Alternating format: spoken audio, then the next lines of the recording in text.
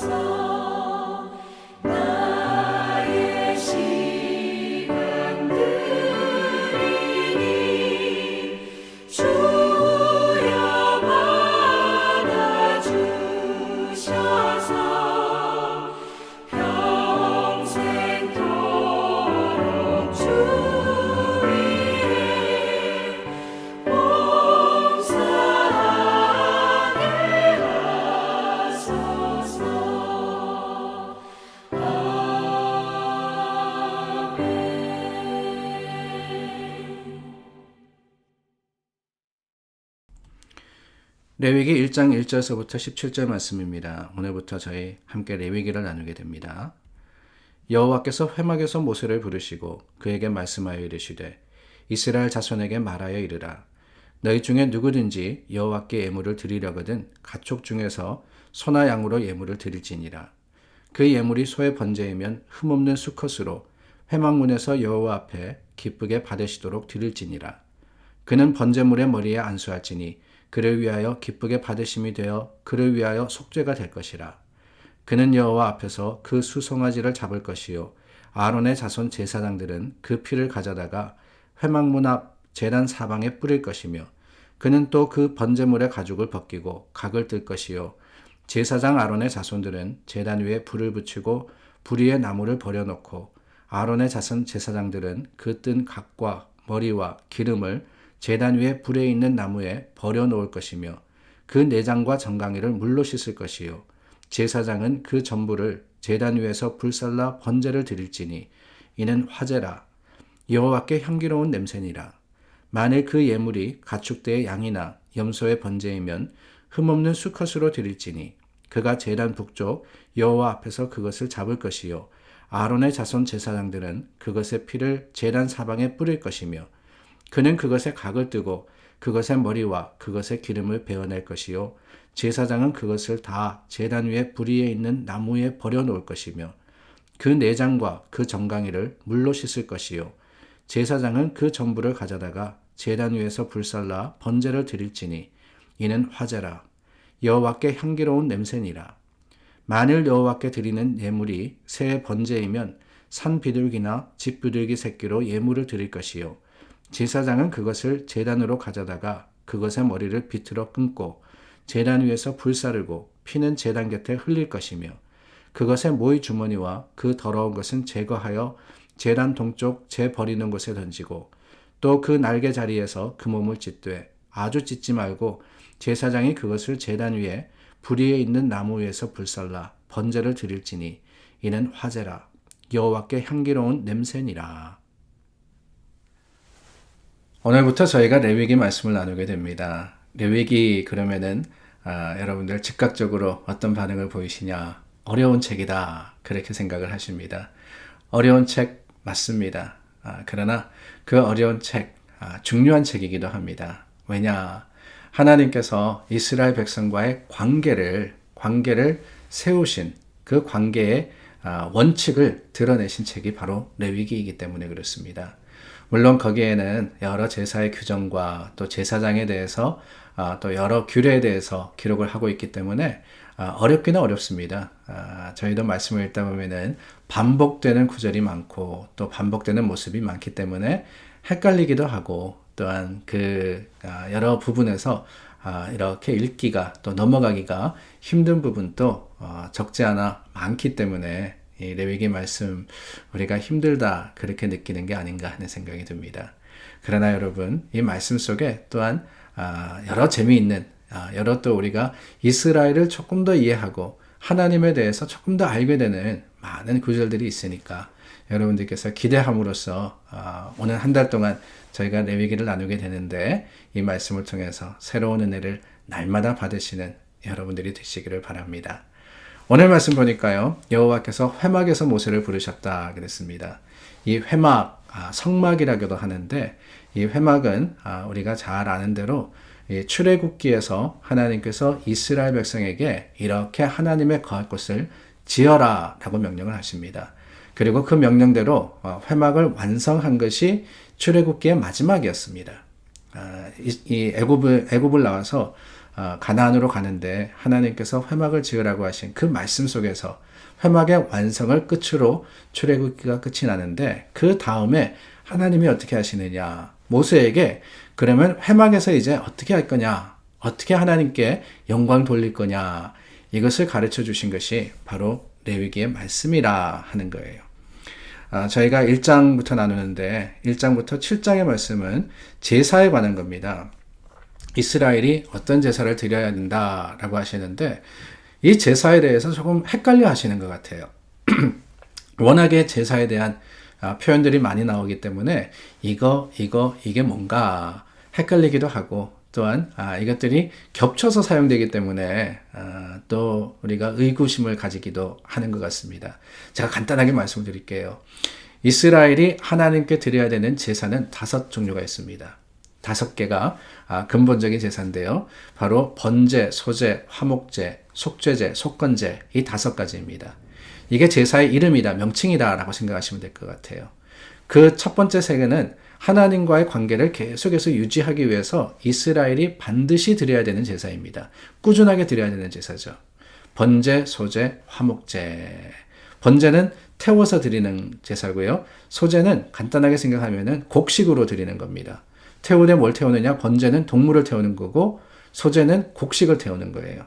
그리고 화목제라는 것은 하나님과의 관계를 화목하게 하기 위한 제사로서 마찬가지로 하나님께 드리는 제사입니다. 이거는 계속해서 자원해서 드리는 겁니다.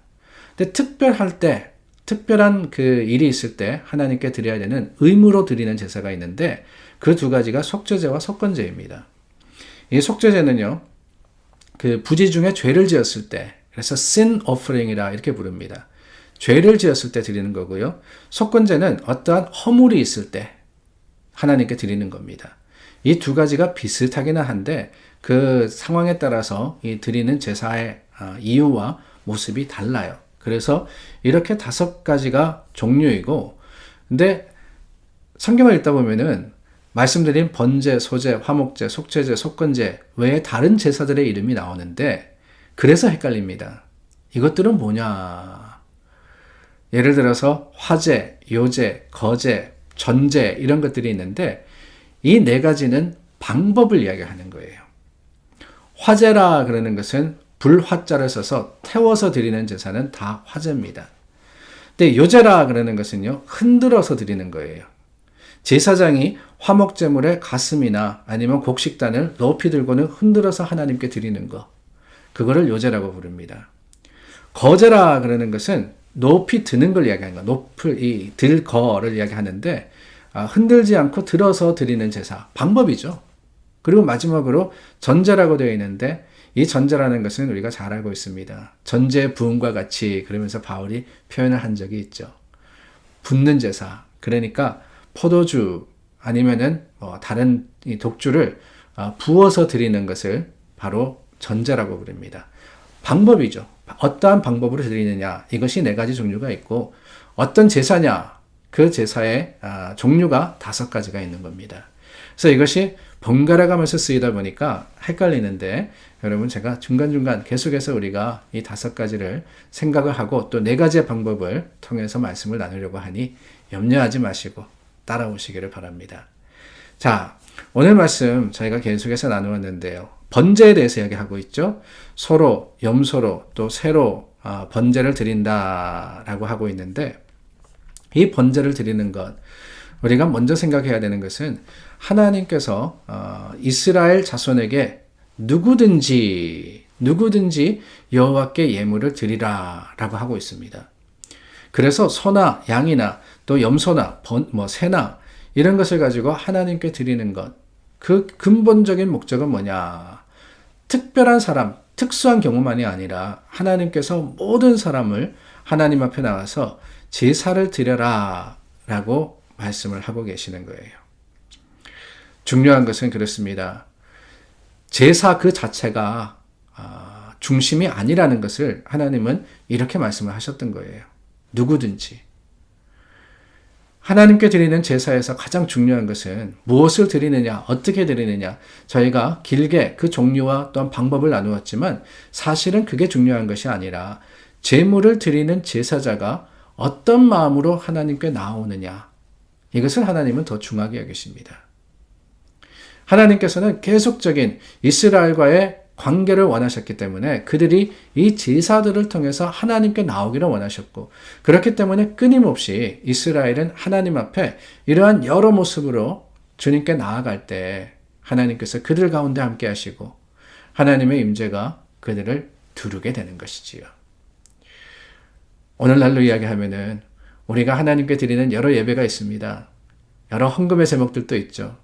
근데 실은 중요한 게 그게 아니에요. 더 중요한 것은 내가 어떻게 하나님께 예배하느냐 하는 것이지, 우리가 어떤 예배를 드리느냐. 주일 예배는 중요하고 수요 예배는 중요하지 않습니까? 11조 헌금은 반드시 해야 되는 것이고 나머지 헌금은 안 해도 되는 겁니까? 그런 게 아니라는 거예요. 더 중요한 것은 우리가 왜 하나님께 예배 드리느냐, 우리가 왜 하나님께 헌금으로서 또한 헌신으로서 드리느냐, 그 목적과 이유를 알아가는 것, 이것이다 라는 사실을 기억하시고 앞으로 계속해서 이어질 레위기 말씀을 통해서 하나님의 뜻을 헤아리는 저와 여러분들이 될 수 있기를 바랍니다. 기도하겠습니다. 참 좋으신 하나님, 레위기 1장의 말씀을 통해서 제사에 대해서 하나님의 뜻을 우리 헤아리며 나누었습니다. 주님, 앞으로 계속되어질 말씀 속에서 하나님의 말씀의 능력이 우리로 하여금 지혜롭게 하시고 하나님의 뜻을 헤아려 아는 능력자로서 설 수 있도록 도와주시옵소서. 예수님 이름으로 기도드립니다. 아멘. 내일부터 사순절이 시작이 됩니다. 내일이 제수요일이라 불리는 날이죠.